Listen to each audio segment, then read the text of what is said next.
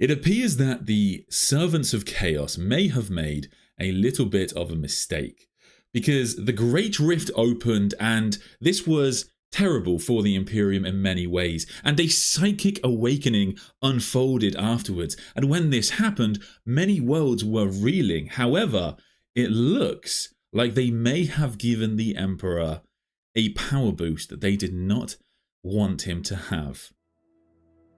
The results ranged from the merely disruptive to the catastrophic. Even worlds little affected by war found themselves struggling to contain their psychic populations. The worst cases led to demonic incursions, plagues of non-demonic warp entities such as enslavers, and the subjugation of worlds by psykers whose abilities exceeded all measurements of the Imperial assignment. The enemies of the Imperium were quick to use these wild talents in their armies and insurrections. When faced with persecution and death, most witches had little choice but to throw in their lot with the forces of chaos. Nevertheless, the greatest consequence of this psychic tumult was to occur at the heart of the Imperium itself. Certain sects of the ecclesiarchy began to preach that the Emperor was stirring, and their belief had some evidence to support it. As black as those days were, miracles abounded. On Toledos, the ghosts of the dead rose up. Imperial saints came to the aid of beleaguered armies. Readings of the Imperial Tarot made the difference between disaster and triumph, while reports of the mysterious Legion of the Damned became ever more frequent. Wherever Guilliman went, the warp storm stilled, allowing his armies to make rapid headway. A number of strange coincidences and odd phenomena reached the Primarch's ears. He discounted them at first, but as time went on, he was unable to do so, and became disquieted. All across the Imperium were people who claimed to have been visited or guided by the Emperor. Many of those were burnt as heretics, but in other cases their words and presence provided succor to the desperate, and encouraged those who had no hope of salvation from other quarters to fight back against mankind's enemies. A few years after the Indomitus Crusade began, visions of a golden infant interspersed with those of a blindingly radiant being rising from a throne began to be reported across the astropathic network. Beginning in Segmentum Solar and confined at first to background noise, the sort of low-grade psychic interference churned up by the currents of the warp, these visions became clearer and spread. Though their import was hotly debated, certain seers, both loyal and traitor, interpreted the visions as a possible sign of direct action by the God Emperor, leading to a great outpouring of faith on the Imperial side that was matched only by the enemy's dismay. Among the most heretical interpretations were parallels made with the insidious belief in the Star Child, promulgated by a cult which had been destroyed some years before the Great Rift opened. The news of these visions was to cause great upheaval within the Imperium, as many of the mighty suspected them to be a trick of the enemy, while others insisted they were of divine origin.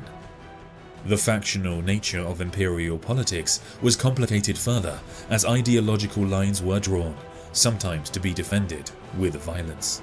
Still, others, more learned than most, and not all of them human, were deeply troubled by these supposed miracles.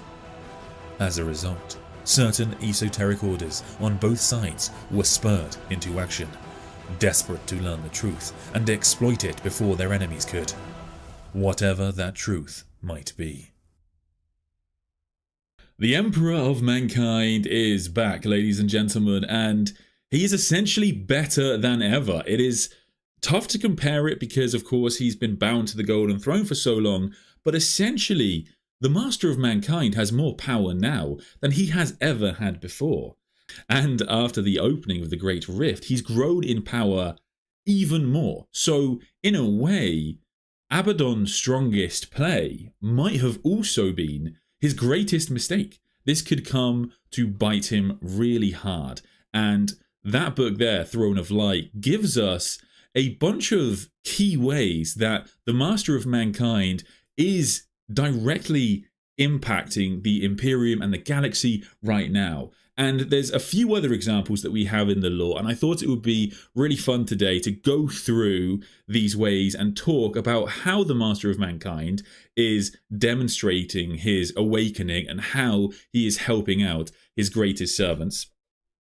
Because today I am joined by the wonderfully jaw-lined Quipster, I thought we would start with Custodians, because this was, I think, probably the first example I read of the Emperor being awakened, and it's something we've spoken about before on the channel, and that is the dreams of the Custodians. So why is that such a big deal, Quipster? Yeah, the Custodes and dreams is actually something that comes up in the Watch of the Throne series. And one of the characters, Valerian, has this dream. And at first you think, oh, okay, cool. He had a dream. That's fine, whatever. But all of the other custodians he talks to all freak out. And you then get told that dreams are the way that the Emperor communicates with the Custodes. And no custodian has had a dream in something like 10,000 years. Because the Emperor, as we have come to realize, has been essentially dormant. And so the fact that he is able to now communicate is suddenly this like incredibly big deal. And it goes back to what we were saying about the Emperor beginning to awaken. The first example of this is giving Valerian this dream, because it's this basically direct communication, which we don't really see before in the lore as much. Yeah, absolutely. And in Watches of the Throne, they actually talk about how there's a book that's like 10,000 years old, and this book has all of the previous dreams that custodians have ever had, and custodians study this thing. It's you know, they're not religious, of course, but they study this book of custodian dreams because they're trying to infer what is the Emperor trying to get them to do, what kind of messages did he leave for them. One of the kind of politics things that goes on amongst the custodians we find in Chris Wright's novels is there's kind of a difference in opinion between, does the Emperor want them to kind of forge their own destiny, or has all of this been planned by the Emperor? So they try and devour these previous dreams that the Emperor's given. And so when Valerian gets a new one, this is a huge deal. It really shows the idea that the Emperor is now back. There's actually another custodian dream I wanted to talk about, and I promise I won't make every stream about Constantine Valdor, but this dream happens in the book Cypher, Lord of the Fallen. And there's a custodian in that, and he actually kind of has the dream as he's dying. And he's this custodian that's been chasing Cypher, across the Imperial Palace, basically. And as we get to the end of the novel, and he is finally killed by Dark Angels, absolute traitors, of course, then he has a vision of a dusty city. Walks through this dusty city, and the Emperor leaves a message for him in this vision to tell Cypher. And that, again, was one of the very first things the Emperor did after his awakening, was to send a message for Cypher, the Lord of the Fallen. So another example there of this being really important, this factor of dreaming. And I had to mention the fact that it's a dusty city, because I can't help but think John French knows exactly what he's doing there, mate. It's almost like he's talking about a city of dust. Your brain goes there, don't you? I mean, moving on actually a bit to the next way I wanted to talk about the Emperor kind of impacting the galaxy more now that he's awakened. It says in Throne of Light, one of the ways he impacts the galaxy is greater and greater sightings of the Legion of the Damned. And the Legion of the Damned are a very mysterious part of Warhammer 40k lore. They are something that we haven't had a lot of focus on since really the fall of Cadia. However, in the background, we now have found out that we are seeing them, or the Imperial citizenry are seeing them far more than ever. And that's a big deal, because typically this mysterious legion, wreathed in fire and appearing in humanity's most troubled times, has some sort of power gifted to them from the Emperor. And whatever you believe their origins to be, whether you believe them to be the Firehawks chapter originally, or whether you believe them to be the dead of Istvan, ultimately they are a instrument of the Emperor's will within the galaxy. So you know how the Tau have the god of the greater good, essentially, who is... Yeah, exactly. So for anyone who doesn't know who's watching this, the Tau god of the greater good isn't a creation of the Tau themselves, because they don't have the psychic resonance to create warp entities like that. It's a manifestation of what their client races think the greater good is. And so what if the Legion of the Damned are something like that, but for Space Marines? The vengeance, the anger, the emotion, the frustration of Istvan, all of those different emotions, specifically of Space Marines over the last 10,000 years, has amalgamated into this idea in the warp that has become the Legion of the Damned, which sort of has a knock-on from that as well, because then, if that's the case, they would fight for the Imperium, but not be under the control of the Emperor, which means that you could have a situation where, okay, the Emperor has called the souls of the dead legions at Istvan to help him during, 30k. But over time, once we get to 40k, that's not a thing. And what the Legion of the Damned are this separate thing. They are the amalgamation of all of this like psychic energy built up over the last 10,000 years, which the Emperor doesn't have control over, but still does things for the Imperium. That's just me throwing out theories, but that would be super cool. Yeah, no, I think that's fair. I guess we're still in the realm of the exact origins of the Legion of the Damned being very mysterious. And the reason I find this such an interesting use of the Emperor's power right now is that we haven't really had a focus from Black Library on the Legion of the Damned since like Fall of Cadia. And to the degree that I think a lot of people might think like, oh, they kind of forgotten about him and pushed away. But what's weird is in Throne of Light, we go, oh, now that the Emperor is awakened, he's using the Legion of the Damned far more. And when I read that, I couldn't help but think, all right, where? And I hope that means, because we're going to see them a lot more in the books to come. We've got 2 more Dawn of Fire books to come, and I suspect we'll see Legion of the Damned in one of them, because they'd be a great thing to bring in towards the end of the setting.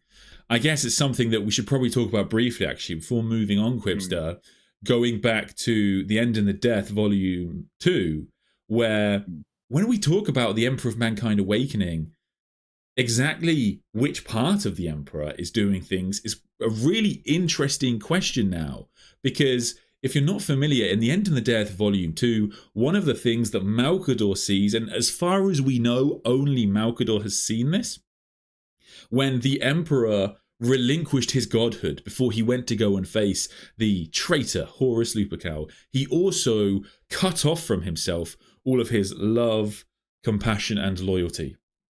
And he thrust those parts of himself into the warp, and Malcador tells us that they drifted off, something akin to a child star is the exact wording that he uses. And he tells us that this part of the Emperor's soul that exists in the warp will thereafter grow. And just as the Chaos Gods grow, the more people that believe in him, believe in his divinity, believe that the Emperor must live, this part of the Emperor's soul will continue to grow in power.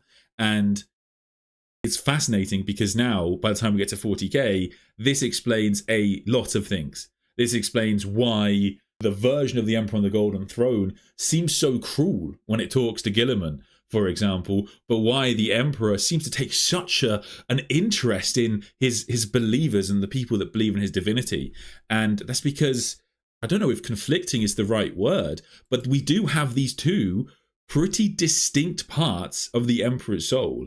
How did you feel when you first read that, man? Like, I mean, this goes back to what you were saying originally. Like, trying to explain, if I tried to explain what's happening now in the Lord to my 15-year-old self, I'd sound like I was lying.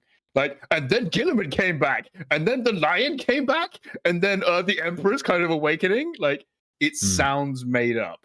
I mean, arguably it all is, but it sounds like fan fiction. You're right.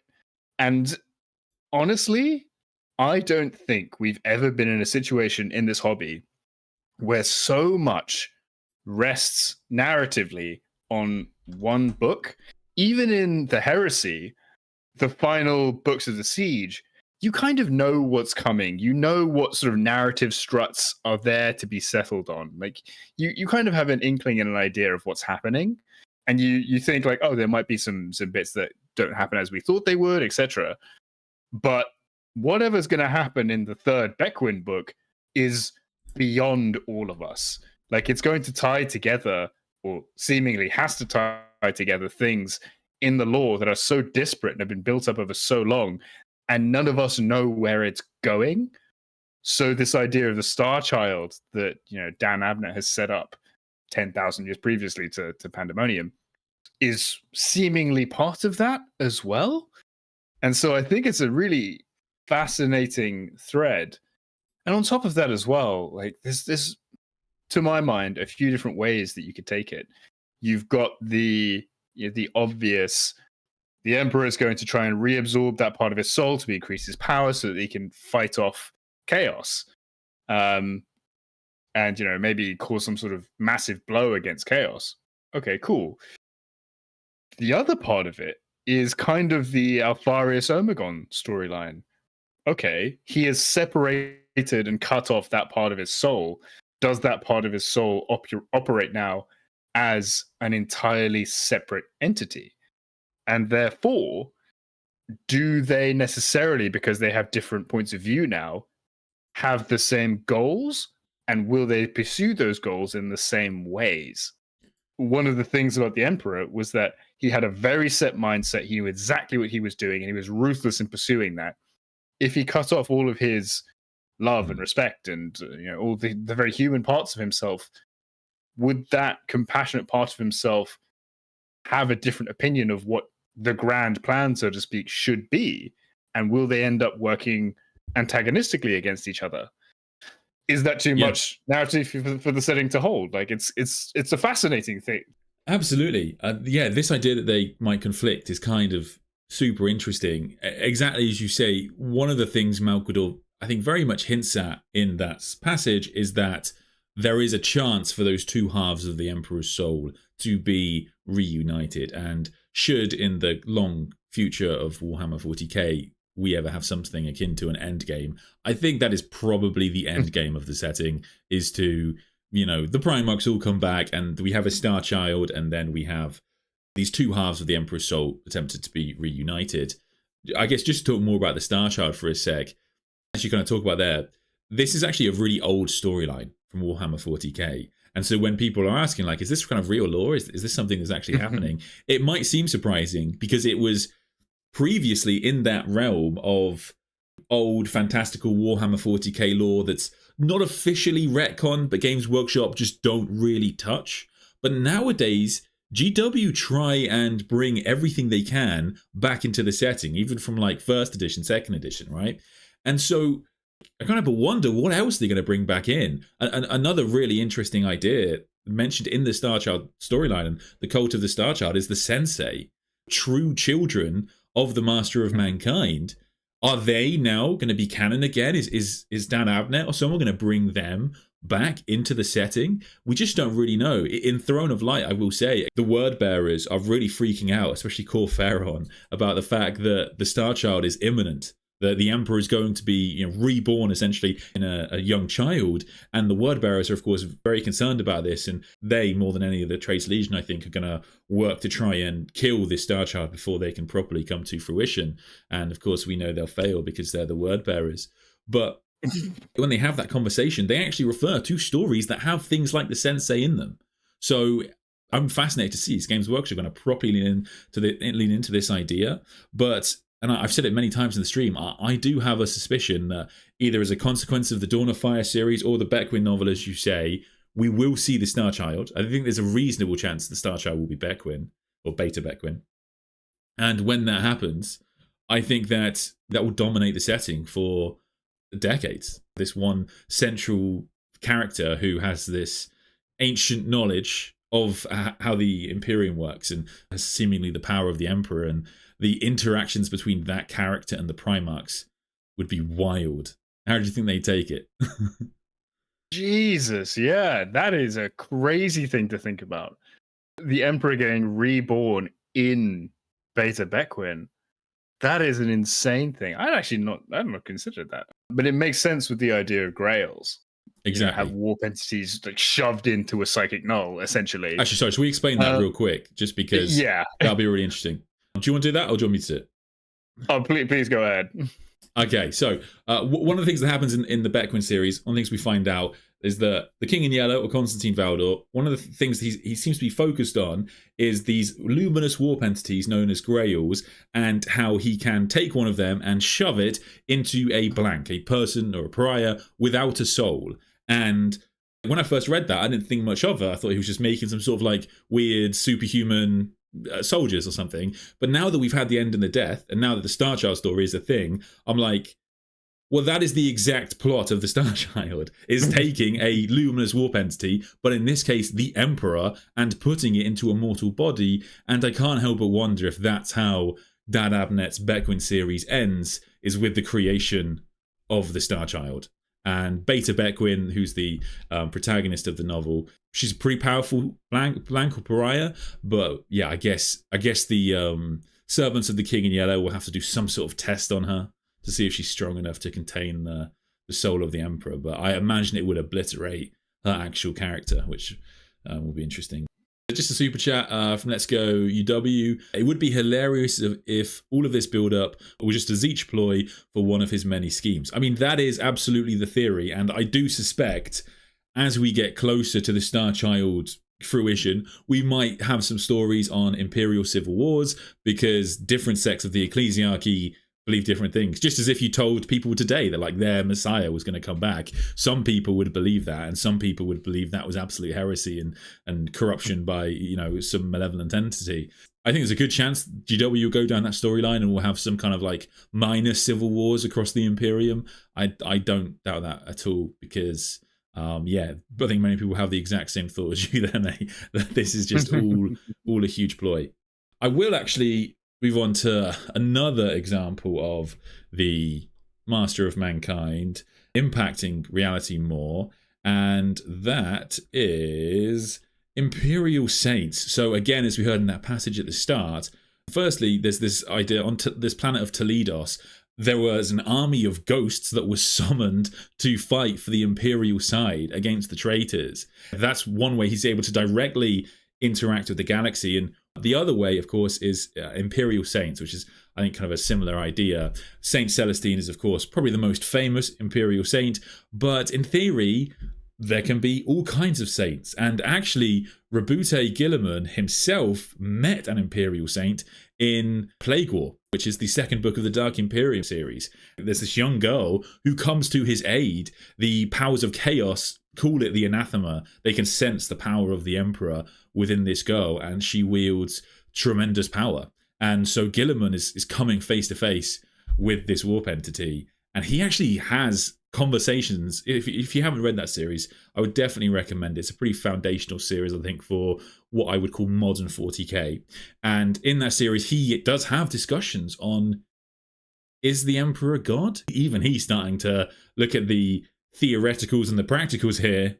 He has a conversation with a Grey Knight, with Ilian Natase and Eldar Farseer about it. Is the Emperor a god? And even, is the belief in the Emperor's divinity starting to affect him? Because, of course, you know, he should, in theory, be affected by it, as the Emperor can be. So it's kind of a fascinating idea. The way that saints have been portrayed is actually very different. It varies quite a lot depending on which saint. Celestine, for example, is incredibly powerful. Yes. And her thing is that she constantly comes back. She's immortal. Whereas, as far as I'm aware, I read this book like 3 years ago. The Imperial Saint in the Plague War series, doesn't she just like, get burned out essentially, and she's kind of gone? She does die in the end. Yeah. Yeah, exactly. So like their powers manifest very differently. They have.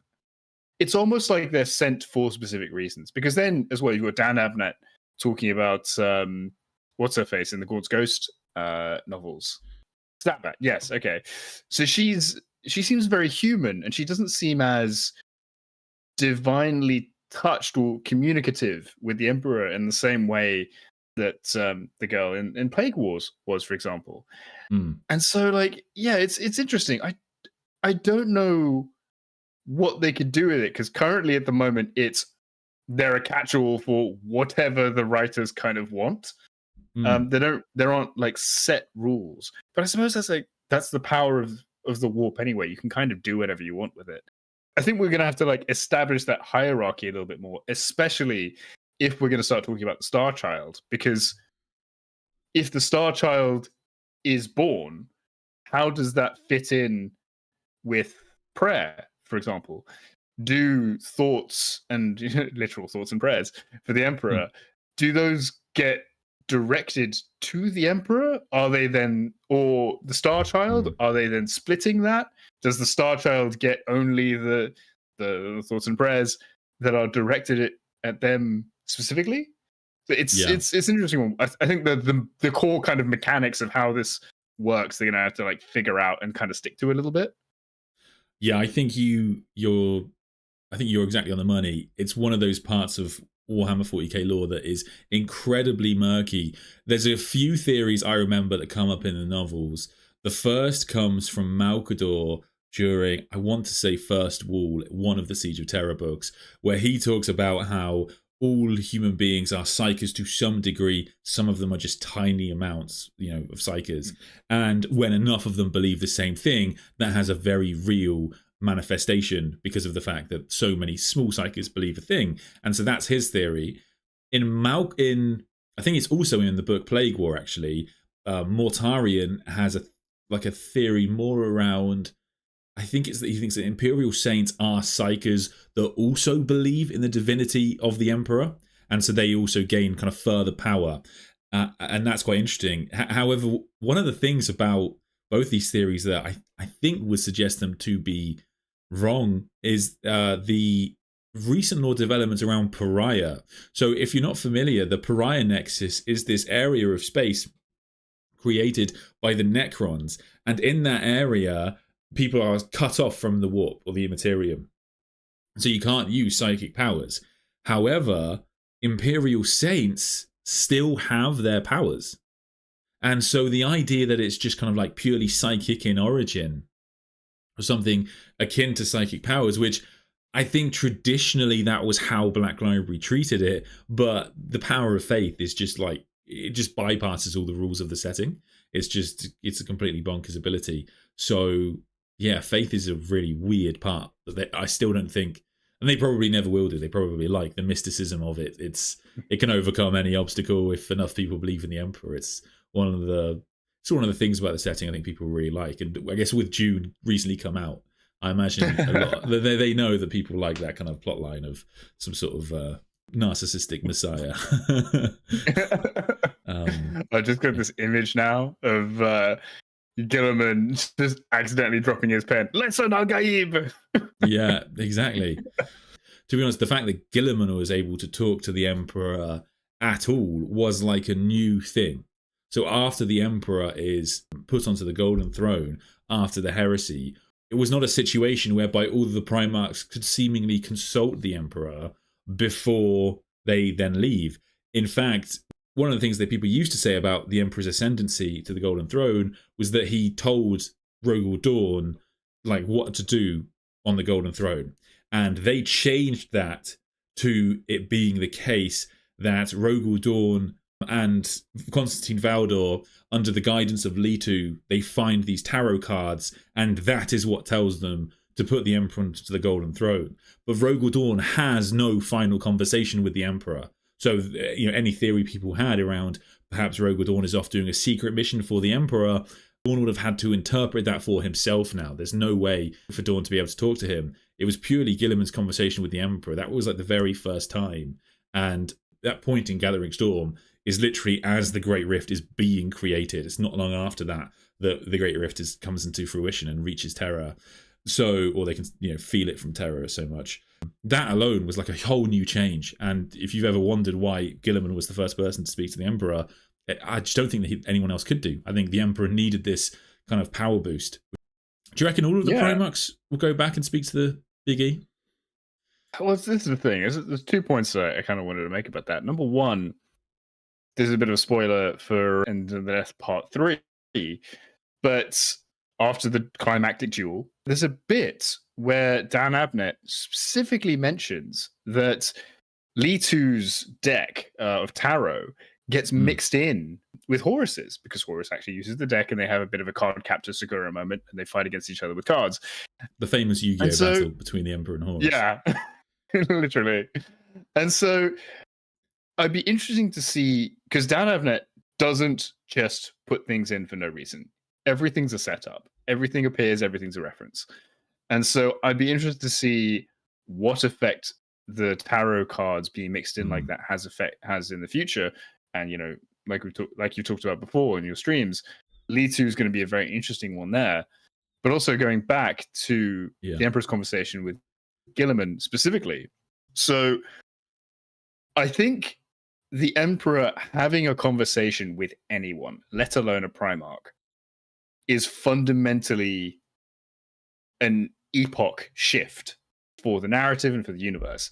And when it happened in 8th edition. It was, you know, a complete revolution of the game and the narrative. And that alone, I think, just shows how much the setting has shifted. Because this is something that we would not have seen full stop before this moment. The Emperor talking directly to someone is just not something we see. And so, I think it is this very powerful, impactful moment. And I was always super interested to know, like, what the Emperor could have said to him to have shaken him so much. And I think Guy Haley, in writing that, because we discover in Plague War specifically what he says, I think the writing of that was done fantastically well. Because Guilliman comes away from that conversation, and we should get your perspective on this too. Guilliman comes away from that conversation shaken. Like, I wasn't expecting that at all.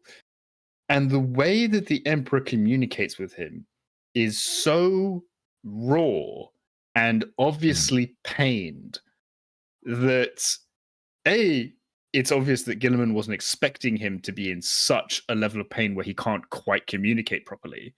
And also, it sort of lays bare a lot of, like, thoughts, feelings, and intentions the Emperor logically must have always had. But even if you think someone at work is, you know, being a bit crafty, you wouldn't walk straight up to their face and say, I think you're being a bit crafty, because it's not how things are done. And so that unfiltered, I mean, you say that, he's like, traitor. Betrayer. He calls him like, hang on, that's, sorry. But I can pull up the scene, actually. I have the book. But it's, no, like, you are right. It's all things that logically the Emperor must have thought. For example, where the hell have you been when the siege happened? What were you doing? Like, that kind of stuff. Because, like, the Emperor's obviously thought about it. But to then be confronted with Guilliman and essentially blurt out to his face, like, all of this stuff, I think is fascinating. And I don't think it cheapens that conversation if the Emperor has it with all of the Primarchs as they come back. But I don't think it's necessary. What I think is almost more interesting is the degree to which Guilliman tells his brothers as he meets them how much of that conversation, like, happened. Do you think Guilliman is going to talk to the lion and mention, father called me a traitor, among a bunch of other stuff? Yeah, you raised some really interesting points, because one of the things that you said there that I really think happened in that conversation is that the Emperor is in such pain. I think it's kind of like being incredibly irritable, because, for example, he calls him a betrayer. He calls it, I should say, for context, when the Emperor and Guilliman have their conversation, the Emperor will, like, hit Guilliman with loads of words all at once. So it will be like, my son, 13, Lord of Ultramar, savior, hope, failure, disappointment, liar, thief, betrayer. Guilliman hears all of those words just hit him like a wave. It's very painful for Guilliman. And it's also something that Guilliman, interestingly, forgets immediately after, and he only remembers when he dies during the book Godblight. And the reason it's so interesting that he called him betrayer is because my mind, of course, goes to the Unremembered Empire storyline, which happens during the Heresy, where Guilliman creates Imperium Secundus. And Guilliman does this for very practical reasons. He tries to consolidate the loyalist position, bring loyalist forces to him, and they actually worry Terra has already fallen, and so, restart the Imperium Secundus. So it was a practical decision. However, it is of course also very heretical, because Guilliman wants to name a new emperor, and he deliberately doesn't name himself emperor, even though he's of course a classic candidate, because he knows that won't go down well. And then the lion comes through, and he's like, oh god, not the lion. And then Sanguinius comes through, and he's like, oh thank god it's Sanguinius. And Sanguinius becomes the new emperor, and they refer to Sanguinius as the emperor. And the Lion and Guilliman absolutely will do whatever Sanguinius says when he is the emperor. It's not just a title. And when Sanguinius meets the emperor during the heresy, the emperor doesn't seem to really hold this against Sanguinius, despite the fact that Sanguinius has become a new emperor, and yet he calls Guilliman betrayer. And I can't help but wonder, it just reminds me of being really irritable in the morning and being in a situation whereby you're just quite annoyed, and then you just kind of you chuck out an insult that you don't mean. And it almost feels like that. And it's worth reiterating, that is the part of the emperor that has no love, loyalty, compassion. And so that part of the emperor probably is mildly annoyed that there was an Imperium Secundus, and they thought he might be dead. And one of the other things that the emperor says to Guilliman, he says things like apotheosis, he says renewal, despair, decay, potentially warning him about the coming plague wars, but also words like apotheosis, words like renewal. Now your mind does go to the Star Child, and you can't not think, is the emperor telling Guilliman, look, I'm missing half my soul here, the more powerful half probably now. And so I think there's probably a lot you can read from that scene, and it's so fascinating to reread post the end and the death, because it's so different. Because exactly as you said earlier, this really shakes Guilliman. Guilliman exits the room and he says, my father doesn't love me. He doesn't love anyone in the Imperium. There's no part of humanity that the Emperor loves. But only in death does duty end. He does want to serve humanity, right?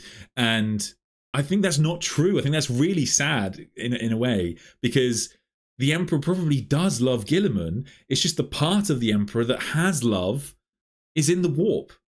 So the part on the Golden Throne is the raw ruthlessness of the Master of Mankind.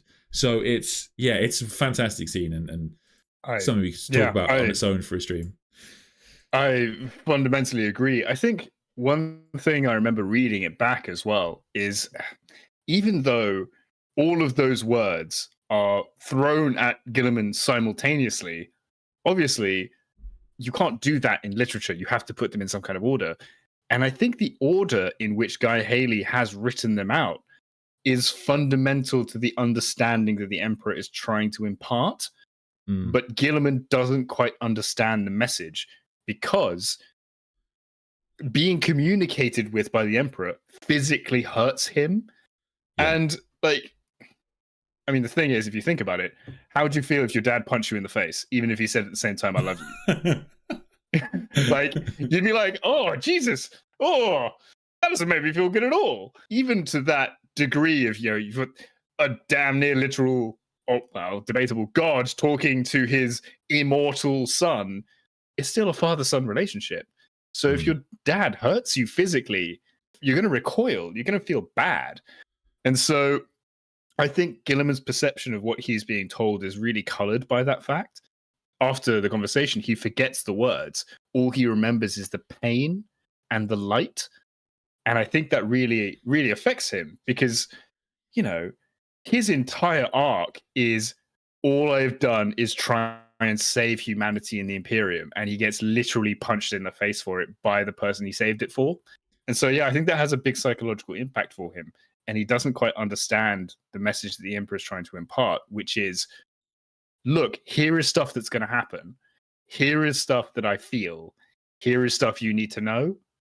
And so I think that's kind of more the message, sort of going on what you said as well, if all of that makes sense.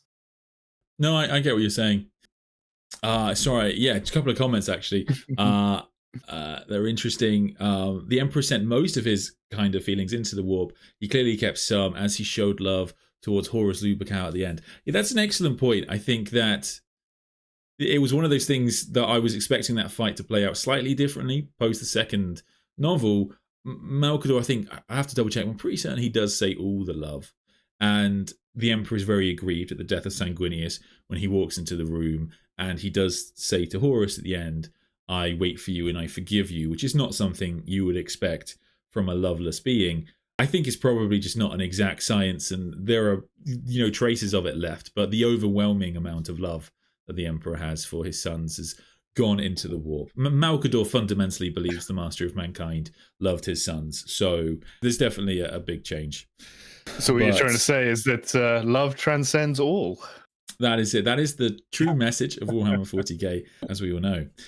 We have to talk about, actually, whilst talking about Primarchs and the Emperor's actions post his awakening, is how he has helped out his sons pretty directly. So the first, again, in the Dark Imperium series, we won't go into it too much, there's a whole stream on it, but the Emperor being able to channel his power into Guilliman after this very complicated and bizarre ritual when Ilian Atase, this Farseer, conducts, I think it would be something like 200 librarians. I think there's 20 vehicles full of librarians. They all get out around Guilliman. They do this ritual, and the Emperor's power is said to be able to flow into Guilliman. And he actually revives Guilliman, and because Guilliman does die in that novel again, and then Guilliman burns the Guards of Nurgle with the Emperor's sword. I appreciate there's always a debate in terms of, was it Guilliman with the Emperor's power? Was it Guilliman being puppeted by the Emperor? It's kind of semantic at this point, but the book does say, I am Guilliman, not I am the Emperor. We've seen the Emperor puppet people. It's not exactly like it goes down in that book. So, but it's, kind of a semantic point, I guess. But it is fascinating. And the other way is something you and I have talked about before on the channel, actually, is with the lion. Because, of course, in the book, Lion, Son of the Forest, the lion finds this Fisher King, which is a very old king, and there are 3 items in front of him. And again, something Black Library, Mike Brooks, has put into the book to cause us all to speculate about what the lion should be doing. And I guess that's an interesting parallel with Guilliman's return, actually, is that in a way, just as the Emperor essentially hints at like the Plague War and what he wants Guilliman to do, in the Lion's book, it seems like the Emperor is hinting at what he wants the lion to do. Yeah, I agree. I mean, it's an interesting one because the way he communicates so directly, with the lion, and so cryptically as well, because he essentially tells Guilliman directly to his face, "Here's a list of things," and kind of leaves Guilliman to it. But he spends a lot more time on the lion. Like, he is very cryptic. He works through signs and metaphor, and essentially warp shenanigans. And so it's almost as if, because we don't quite know the timelines of where the lion, like when the lion pops up. So it could be, so it could be the case that. Also, I think we kind of need to mention, because this has come up a few times in the chat. By awakened, we don't mean his eyes opened and he stood up off the throne. That's not what we're talking about here. As cool as that would be, I'm not gonna lie, I would pay good money for that to happen. The Emperor stood up and grabbed his sword and said, "Let's go, boys." Yeah, but, yeah. I guess that's a good thing to mention, actually. I think, because I guess the difference is, for 10,000 years, the Emperor essentially has been very limited on how he can communicate with the galaxy. This second part of the Emperor's soul that exists in the warp, of course, has had impacts in terms of Imperial saints. But now, after the Great Rift, and after 10,000 years of him being, charged almost by the growing belief in his divinity, there are far more people that believe in his divinity than any of the Chaos Gods. He is now able to impact he's now able to directly communicate with people. He's able to do things that he used to do back when he was, roaming the galaxy. So I think that's what the books mean when they say awake. But yeah, obviously we don't mean he's walking around. But one day, one day. Yeah, I mean, by awake, we essentially mean exerts active influence rather than passive influence. Yes.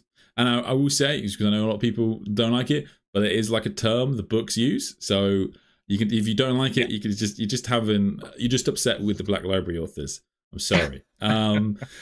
So another thing that you mentioned that I think is, again, worth talking about is the use of the tarot deck, because this is something that Black Library keep going back to. It was a big thing during the return of the Lion. The tarot was foretelling the return of Lionel Johnson. And again, as you say, with Litu, it kind of introduced this concept of the tarot. And again, a big difference after the Mastery of Mankind has awakened is that previously the tarot is something that's very hard to read. They have a very poor connection to the Emperor. I will say the reason they have a connection to the Emperor is because they are psychoactive crystal wafers, I believe is how they're described, and they were originally made by the Emperor, so they are connected to his psyche. And Litu tells us at the end of the death that that's how the Emperor does communicate through this method. But now in 40k, the Emperor, the Emperor is very direct, and how it's a very precise form of communication for the Emperor nowadays. And the books say people that know the tarot are able to turn a battle on its head just by understanding how the tarot works. So it just now become this, everything is bumped up another level, and it's so interesting because the original concept of 40k, I was reading this the other day from Rick Priestley, was all about how it could all be a charade. It could be the case that the Emperor is actually dead, and he's been dead for 10,000 years, and it's just people believing that this corpse on a throne is actually alive. There's that possibility within the setting. But now it's very clearly not. Now it's very clearly the case that the Emperor is doing stuff. And so it's moved so far from what it originally was supposed to be. But I think that was pretty deliberate. I think you talked earlier about how the return of Guilliman was the start of this new kind of thinking for Black Library. And I think one of the things they realize is that people say sex sells, story sells so much more. It's just so interesting. People want to be excited about the setting. They want they want it to be a possibility that Rabute Guilliman and the Lion could meet up in the future. Of course, that is what's keeping so many people engaged right now in the setting, and ultimately gets them to sell models. Sorry, that was a tangent there. But sorry, any more thoughts on the tarot? It's the tarot is an interesting one. I've always wondered what the history of it is in 40k and how it came about, because the tarot is kind of a thing at the height of the Imperial Truth. Litu has a tarot deck the whole time, and he was created at the absolute height of the Imperial Truth. So it's interesting how the Imperium from its inception is just full of hypocrisy. Going forward into the future, it's just like I said before, it's going to be interesting to me to understand the relationship Litu personally has to the tarot decks sort of going forward, because we don't know what happens to him, to his tarot deck, or to his future at all. He could actually still be running around, because Marines back then are actually literally functionally immortal in a way that they kind of weren't towards the latter end of those 10,000 years. So yeah, it's almost like this idea of white and gray. You can have the color white, say if you've got white paint, it will be white, and then if you put a drop of black in it, it will always be gray. And so the tarot deck, now having a few cards in it from Horus's deck, what has that done over time? Is Litu's new deck the prototype for all tarot decks that have been created since going forward? How has that affected how the tarot works? That kind of stuff. Maybe I'm reading too much into it, but it's going to be interesting to see where that plot point goes, and also how heavily they lean on the Emperor being able to talk directly to people through it.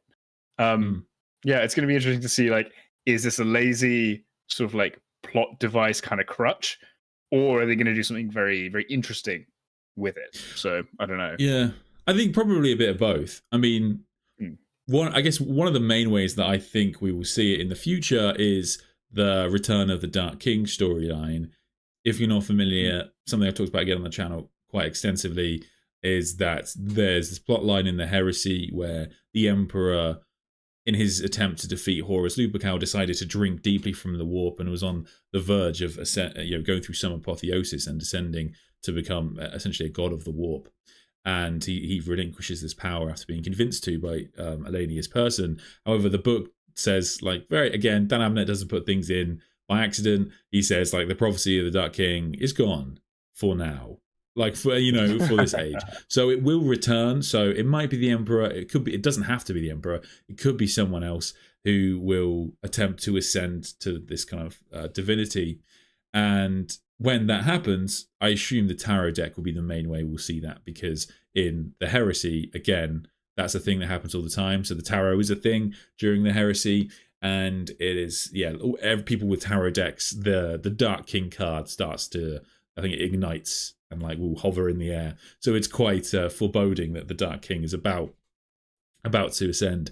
So I assume that will happen at some point in the future. Whether that's an end game thing or it could just be a campaign they do in the near future. They could just have, maybe like an Abaddon or a Bellicor or another Chaos Lord or someone attempting to ascend to become this new deity, and perhaps that's a campaign they do in the future.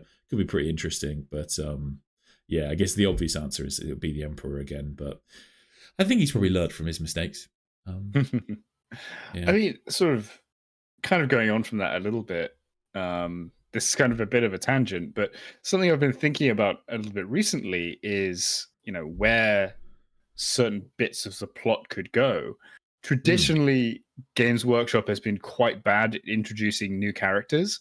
So, for example, Belisarius Cawl came out of nowhere, can suddenly do all this crazy stuff, and they kind of shoehorned him into some other stuff and then created some really good books for him, and now he's an accepted part of the universe.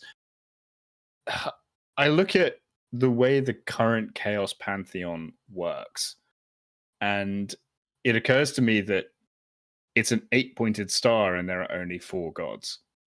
So, is a story path that they might go down to sell more models, to create more options for themselves, to actually fill out the 8-pointed star and end up with 8 prime chaos gods? Because we know that number's not fixed, because Slaanesh happens. Yeah, you are right. And you know what else, actually? Very recent. I don't know how long this has been a thing in AOS, but I read this morning, I was reading Warhammer Community, and officially there is a 5th Chaos God in AOS. So the Great Horned Rat. Is there? Yeah, in Age of Sigmar, it says on the Warhammer Community, has officially joined the pantheon of the Chaos Gods. So that's totally a thing. So the fact that they're willing to do it for AOS, I don't think that disqualifies it from happening in 40k. And so it's kind of a wild thing.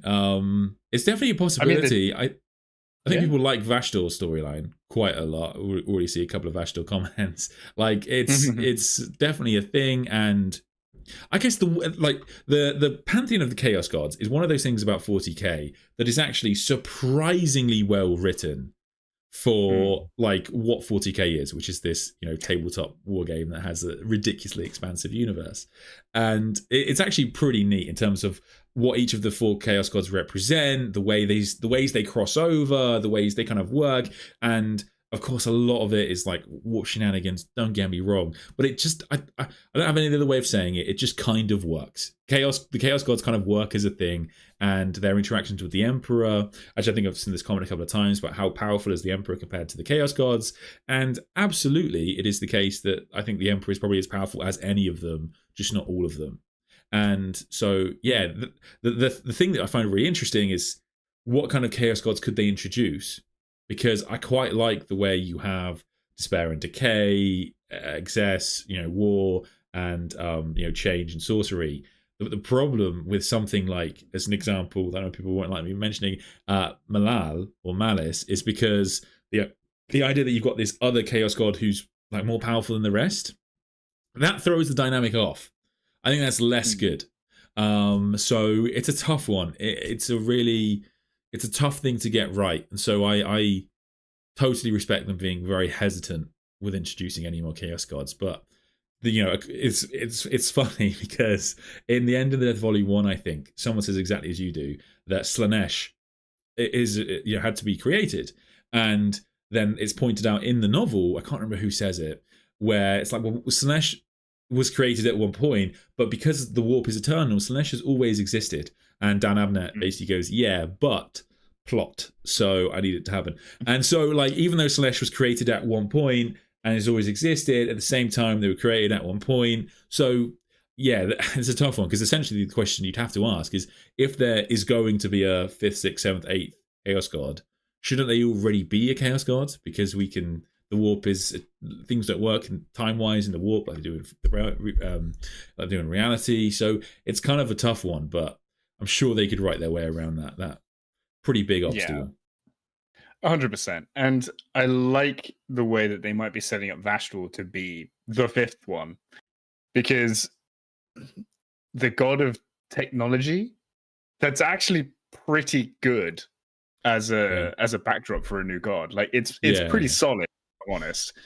Especially like that kind of like mad scientist vibe. There's so many mad scientists in 40k. It all works very well. Yeah. Oh yeah, 100%. And also, like, it kind of works with the model range too, because obviously you can't just bring a chaos god to a 40k game. It's like 2,000 points. Oh, by the way, that's the god of like magic and whatever and like technology. If you were to say that model is the scion of Vashtorr instead now, I think that's kind of a good way of getting around it. No, for sure. Most of the Nurgle art just draws a greater demon. All of the Slanesh art, it's like that could just be a Keeper of Secrets. It's tough to say. Khorne is just a very big he's just a very, very big guy. But yeah, no, it's a possibility. But I guess, whilst we're on this topic about what's going to happen in the future, now that the Emperor is kind of like, awake and interacting with the galaxy, and it's been quite interesting this stream. So many people are kind of shocked by that statement that I used in the video, because like this has been a thing now for, best part of 10 years. The Emperor has been officially awake. I thought, if anything, I planned this stream and it was like, I appreciate I'm very late to the party on this, but it's just an interesting talking point. But in terms of what he's going to do going forward, I definitely think there's some very real ways we're going to see this in the future. I genuinely think we're going to see a big Legion of the Damned release at some point. And I think we're going to see them be brought back to the forefront of the setting. As I mentioned earlier, Aaron Densky-Bodin says officially that he didn't write the Master of Mankind thinking that Ferrus Manus would be the leader of the Legion of the Damned, as everybody kind of drew from that passage. But realistically, it's a fiery Ferrus Manus leading other fiery Space Marines. Who wouldn't guess that? Who wouldn't think that's what's going on there? So I Games Workshop no Primarch sell. And I'm just saying, you'd buy that model.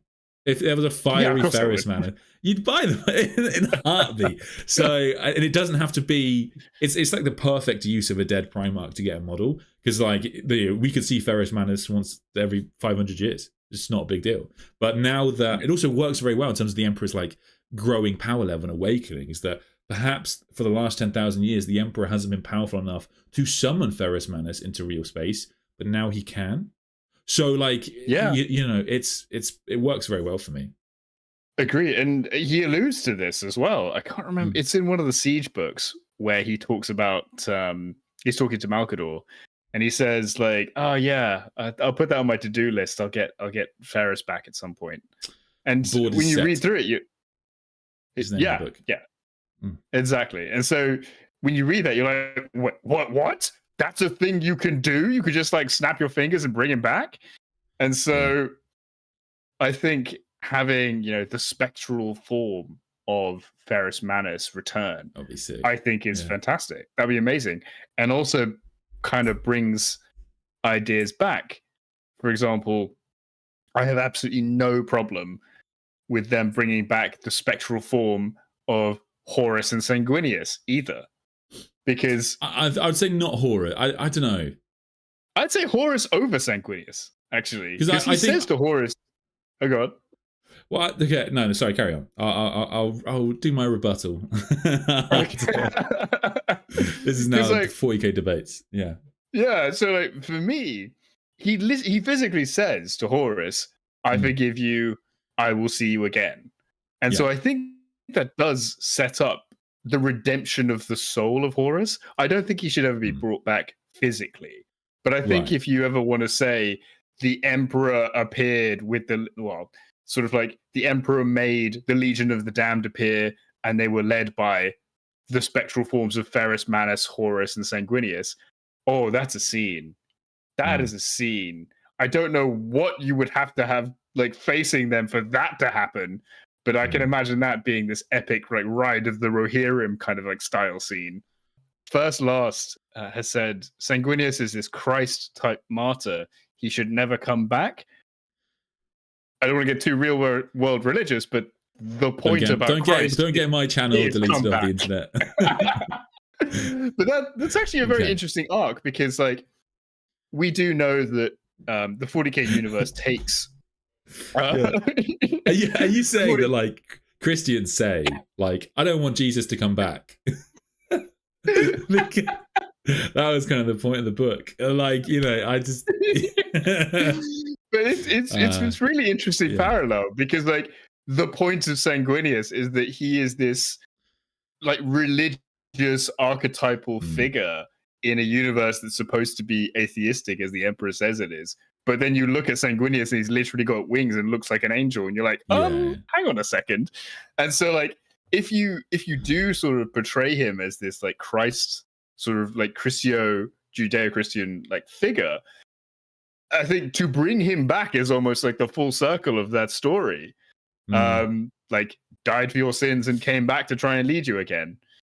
That's one way of looking at it. And like the Christian sort of metaphors and the Christian symbology with Sanguinius is very on the nose. For example, his pose for his model is based off the painting of St. Michael.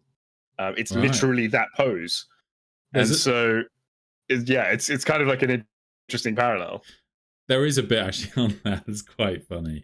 So there's a bit, I can't remember what Siege of Terror book, but there's a bit in the Siege of Terror where he goes like full Jesus and he like walks through the crowds and everyone's there's a bit where one of Sanguinius's like Primarch gifts from the Emperor is that when you look at him, your happiest memory, I think it is, comes to your mind. And so you cannot look at Sanguinius and not like be filled with love, basically. Because you're filled with like the feeling of your, you know, mother hugging you as a child or something. So, you know, it's just, it's so over the top.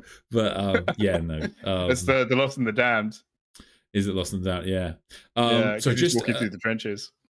Just a super chat from Ali2567. The thing is, Horus rebuked Chaos before his death, and the Emperor said he'd wait for him. I think a loyal Horus's soul would be epic. True, I am assuming there, you're right, that Horus would come back as a traitor, because, you know, bastards. But yes, he absolutely could come back as some sort of loyalist component. It would be cool. I mean, it's an option. I just don't see that working. It's kind of like one of the things I'm struggling with nowadays is to think about what they're going to do with the character of Cypher now that he's gone down this massive plot line. I want him to be reintegrated into the Dark Angels, but I just don't see how it could work. How you could have Horus back in the Imperium, I don't know. I think that makes more sense, personally, than making him a traitor again. Fair. I mean, I guess, yeah. Because he's done the traitor arc, and like at the end, he was forgiven. Like I don't think it makes sense for him to come back and be traitorous again, because he just like hasn't learned the lesson that he learned at the end of the death. Fair. But that's a wild tangent.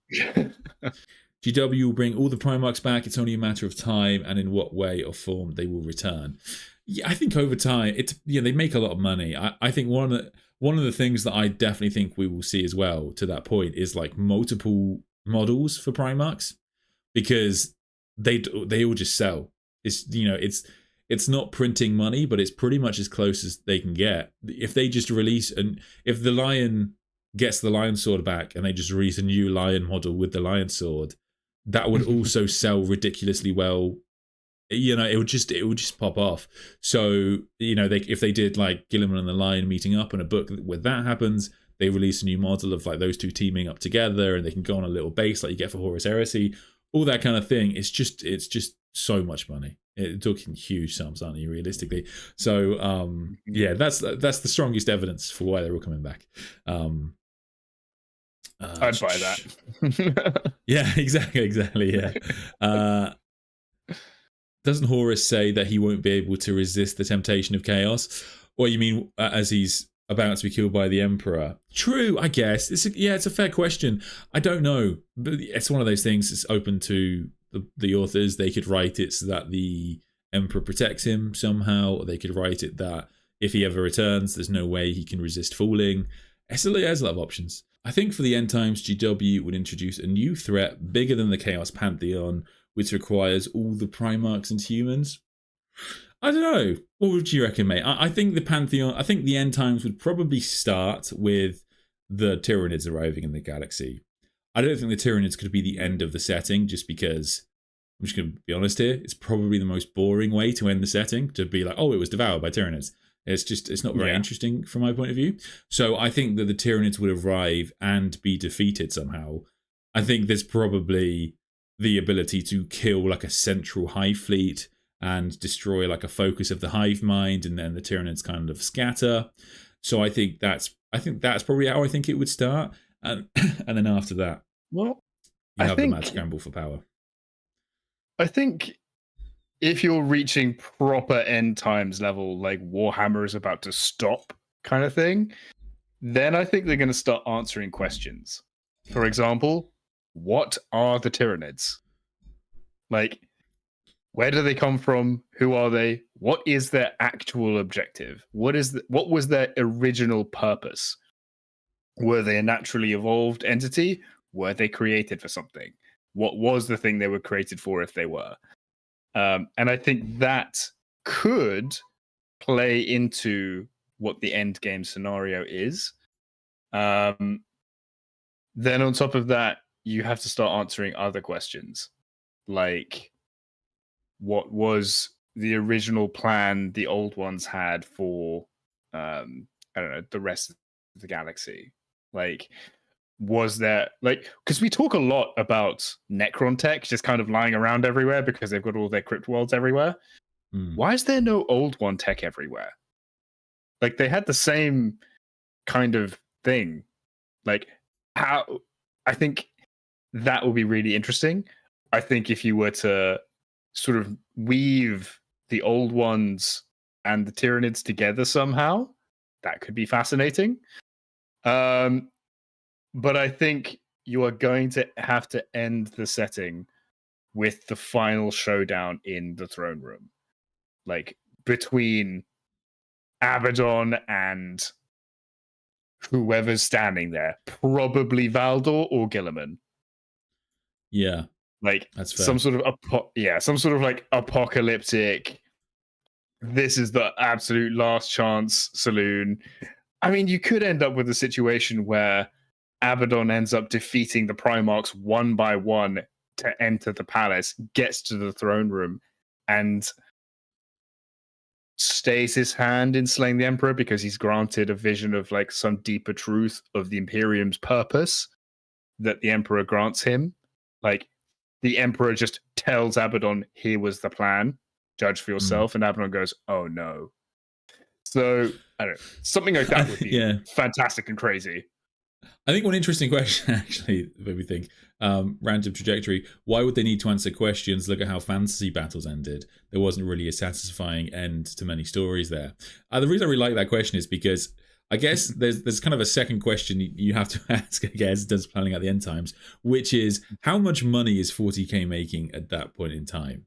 Because if the answer is, because with fantasy battles was making no money. So they wanted to end it as quickly as possible. That's why it probably is quite rushed. I remember reading What Happens to the Bretonnians. I think it's Nagash. I can't remember which one they die in. And I was like, whoa, that was quick. It's very sudden. And like, yeah, it's because it wasn't making any money. Like, I think like Peachy and these kind of channels, they've spoken about like what it was like working for GW back then. And apparently they used to just sell like barely any fantasy stuff. So I guess that's the question. Like, if maybe one day we get to a point where 40k has dropped off a cliff and it's no longer selling, and in that case they're like, all right, let's end it, start again. But it depends. There's a question here made me think. I might just for the next video, because I think this would just be really funny for a stream. What are the best novels that have Erebus getting punched in the face? I actually want to do that for a stream, because there are two major books where Erebus kind of loses badly, and then there's a couple of times I could think of where he just loses a bit. So I think that just like a really sadistic stream, just enjoying Erebus being in pain. I think that would be fun. I think that would be fun for all the family. I think that would just work really well. Love that. Would they ever do an end times? Yeah, again, I guess the answer to the question for the end times is a really boring answer, but like, it just depends how much money the setting is making. The only reason they would ever end the setting or completely change it or whatever is because they're like, oh, we want to make some money for some shareholders. So, but as it stands, 40k is an absolute, fantastically popular IP, and they have no drive at all to end the setting, I think.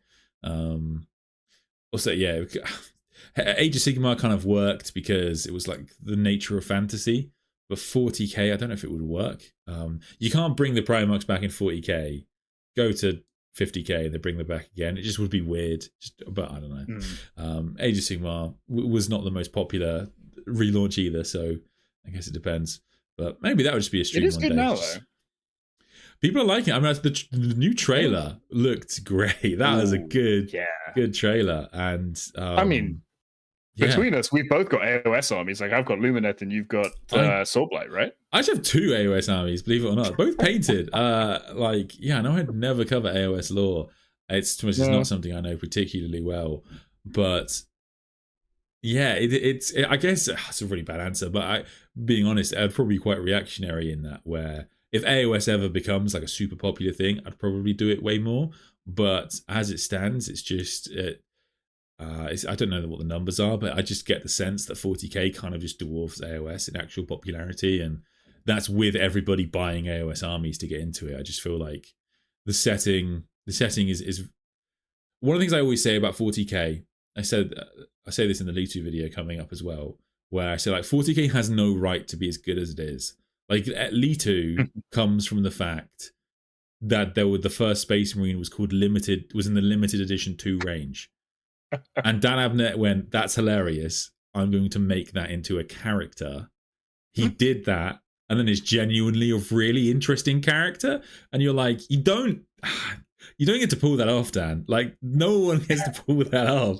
It's just madness. So, 40 like AOS is a big hill to climb to get up to whatever 40k is. But I mean, I know people that really love AOS and absolutely swear by it, but have to give it. So the thing is, there's always more 40k to read. There's always, so that's the problem, I guess. Yeah, I know it. I hope the Eisenhorn Ravener story gets concluded. I mean, that's where I think we'll see this all kind of come to fruition. But I guess we'll see. Yeah. In my opinion, the Emperor is referred to as the weapon. He could be the only proper man of iron left in existence, which is the great secret hidden in plain sight. Oh, that's a wild theory. I don't think that would work, because we see the Emperor as like a child, like drawing on caves, and we know that he's very, very old man. But it's interesting. It's interesting. I love you, Mr. Morden. You always have such great theories. Super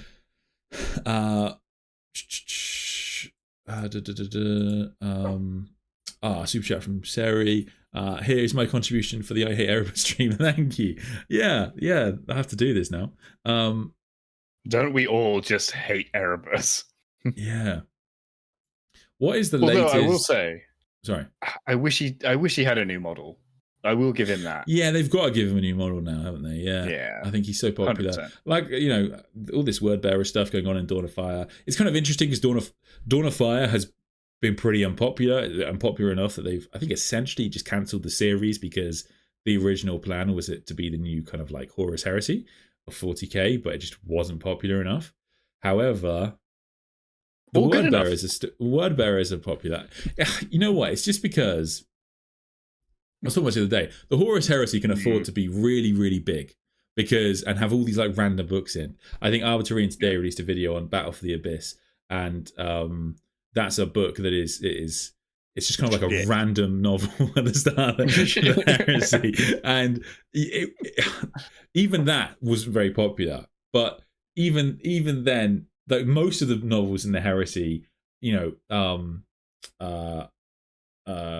Outcast Dread, for example, even what do you call it? One with the dinosaurs. Forgotten it. Deathfire, not Deathfire. No, all the Salamanders novels. There is, all of them. Yeah, Battle of the something. I've forgotten what it's called. Yeah. Anyway, it's so bad we forgot the name. Yeah. All of these novels are like, okay, they're very random, don't serve a purpose, but at least they have like the dinosaurs in them, or they have like a Thunder Warrior on the cover, or they have like, well, at least it's this Vulcan storyline. So this might be bloat, but I still want to find out what happens with the Primarch of the Salamanders. So we still read them. But like when it got to Dawn of Fire, there was none of that clincher. So you just see like Iron Throne or whatever, and it's like, okay, so this is about some random knights. Yeah. like that doesn't have the pull that you're like, even if you don't like Ravenguard, you're like, I'll probably still read Deliverance Lost. Like I kind of want to find out what happens to Corvus. There's just no reason to read most of the Dawn of Fire series. There were some books people did want to give a chance, like Wolf Time, that ended up being just kind of nothing burgers. It was like, well, I'm not going to read the nothing burgers for factions that I'm not that as interested in or invested in. So it just didn't work. I think they thought people would jump on every novel like they did in the Heresy. But why would you jump on half of these novels? I think like Hand of Abaddon, for example, will probably sell really well because it's got a Votan on the cover, and it's called Hand of Abaddon, and the Hand of Abaddon is a big character in the setting. So, yeah, I don't know. It's just it was never going to work. I think a big thing as well is with the Heresy, we knew what the end point was, and so we could like seeing the journey to get there was fascinating. Whereas Dawn of Fire, we got the first novel, which was the setup for the Indomitus Crusade, and we've got the last three novels, which is Plague War, and like all of those the three Dark novels. Imperium series.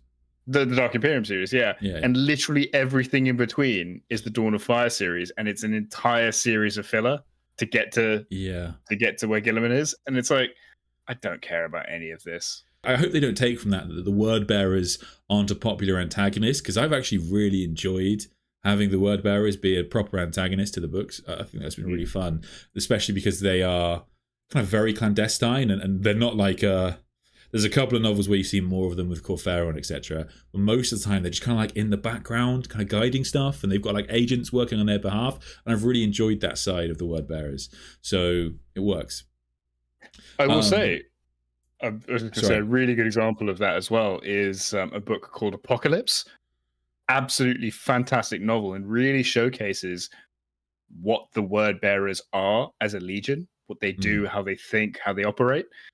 So yeah, if they were utilized in the setting they are in that book, I think there could be some really interesting stuff to come with the word bearers. Sorry, I interjected. No, absolutely true. Xavier's Lol with Super Chat, thank you so much. Do you think we will ever see in our lifetime the Emperor return in flesh? And what do you hope for the Henry Cavill Warhammer show? Return in flesh. It's a tough one. We are in this new realm of Warhammer 40k where things that we never thought would happen are happening, but I just can't help but feeling like that is too far over the line because of how strong he is now. Now that he's awakened, we see him being able to do all of these ridiculous things, and Malkador has told us that his power will have grown over the last 10,000 years. But and until we get like some sort of end times, which I think is always on the cards, because people always fight me on this in the comments, but like I think we might see an end times in the future, because if I wrote this setting, I'd want it to end. And I know Games Workshop is a company, But like, if I was writing this setting, I'd want to see how it plays out. Wouldn't you? I just feel like I would do. Yeah, True. it has. I feel like 40k has a lifespan. I don't think it can go on forever and ever. But hey ho. Well, tell that to the shareholders and BlackRock. Yeah, it's all right. Yeah, your investment's safe for at least. I mean, we've had a Primarch every 6 years. We've got 5 left at a minimum. So you got another 30 years at the very least. So what do you think of the Henry Cavill Warhammer show? What's your theories, mate? So I think the very obvious one is Eisenhorn. It's a good intro to the setting. You could do it much more cheaply than you could anything to do with Space Marines. You can do it much better than anything to do with Space Marines. You wouldn't have to have the special effects budget. You could use real world places and settings. True. Yeah. So just like go to Watford and call it a hive world. Like no one's gonna know the difference. No, I can say that because I'm from Watford. that's insulting to hive worlds. But I mean, sorry, go on. No, what I was going to say, I think Eisenhorn makes a lot of sense. So one of the things that I think is a very practical thing is Dan Abnett, because he try and get this right. So I believe Dan Abnett co-wrote the reboot of Guardians of the Galaxy, which became the Guardians of the Galaxy used for the films, and he actually worked on the first 2 Guardians of the Galaxy films. Fun fact. So he has already had experience in having his works turned into stuff for the big screen or little screen, and so that's got to be a pretty big asset that Games Workshop has. And so wanting to use one of his works makes a lot of sense. So, and he's got 2 stories that are very, very popular that he kind of like owns, which are the Eisenhorn series and the Gaunt's Ghost series. Eisenhorn, I think, probably does work better.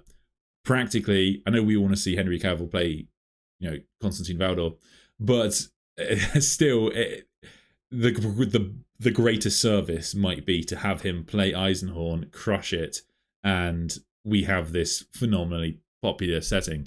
So it's tough. So Eisenhorn does work, and I like what you're saying about real world stuff.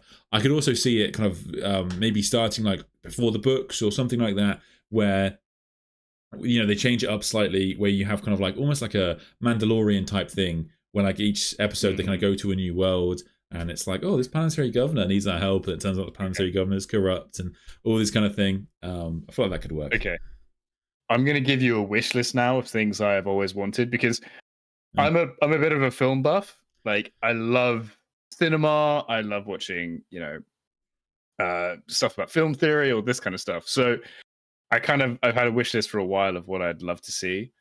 Henry Cavill, if you're watching, take notes. So this is like ultimate wish list of what would be amazing. Number 1, Band of Brothers style remake of Gaunt's Ghosts. Yeah. Like, oh my God, if you could do that, that would be insane. So that's number 1. Number 2, this is potentially a little bit controversial, but I think you can see the logic in it.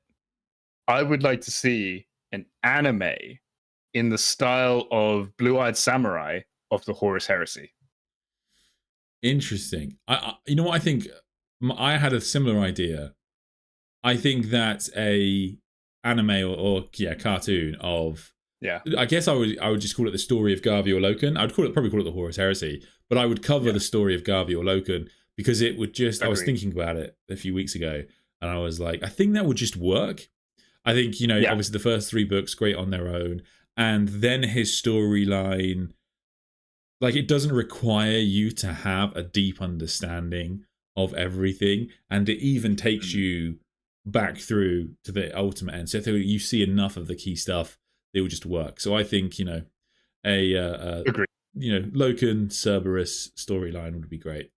Couldn't agree more. I think having a POV character through the Horus Heresy as kind of like your guide, if you don't know what Warhammer is as well, would be very, very useful and very good. And he's also at all the most important bits anyway, so like that works really well. The last one I would love to see, and I think we can kind of all agree he's the only director who could do this justice, is it's when I say this, you'll be like, yeah, you're right. A film with literally any script about anything. So probably, I don't know. It could be about anything. Directed by Denis Villeneuve. Okay, what? He's the guy that directed Dune, right? Yeah, Dune. But also, if you've ever seen Blade Runner 2084 or whatever, that's literally a hive world. Like that, he gets the tone of Warhammer absolutely perfectly, and his cinematic style and direction lends itself to a 40k universe in a way that very few other directors I've ever seen could. So yeah, anything by Denis Villeneuve would be absolutely perfect. Yeah, I could see that. The interesting thing about him though is that just to be honest, I guess that is a very it's a very serious tone, which isn't necessarily what they would go for right off the bat. Do you see what I'm saying? So yeah, I wouldn't disagree with you at all. I think that he would make a great Warhammer 40k film. But yeah, like because the thing is, because weirdly that totally works in the grand scheme of things, absolutely. Because getting ahead of ourselves here, but if there's a Warhammer cinematic universe, okay, at that point you can pull in all kinds of directors and stuff to like direct things, and just they work, right? Like I know it was very popular, but like if you ever watched Eternals, it's a very kind of different theme for a Marvel film or whatever. So like, and it kind of works. It's fine. And yeah, it's kind of all over the place. But yeah. Actually, that's a really good point. Someone's just put Hell's Reach. Hell's Reach, directed by Denis Villeneuve. God damn. Cool. Yeah, that speech. I'd watch that. That'd be good. Yeah. Yeah, that would work.